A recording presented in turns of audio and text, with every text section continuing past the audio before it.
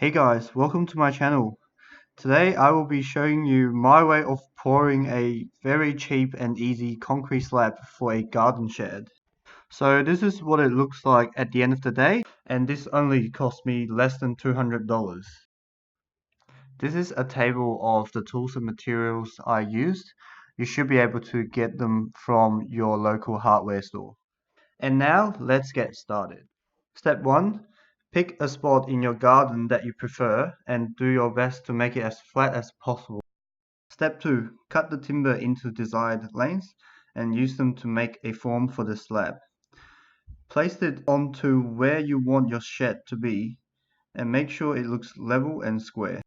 You could also use some stakes to secure this, but I did not because I couldn't be bothered. Step 3. Start mixing the concrete with water in a wheelbarrow.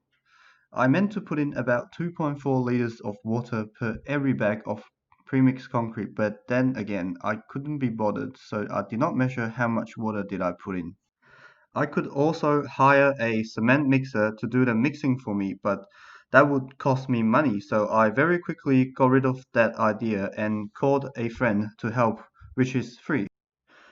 Once the concrete pouring part is finished, the next step will be to make the surface look smooth.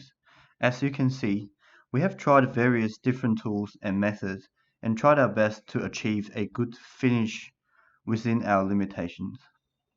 After that, all we have to do is wait for the slab to dry. Remember to keep watering the slab so it cures to its full strength.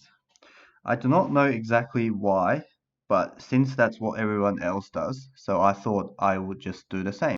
So here you go. This is how I poured my concrete slab.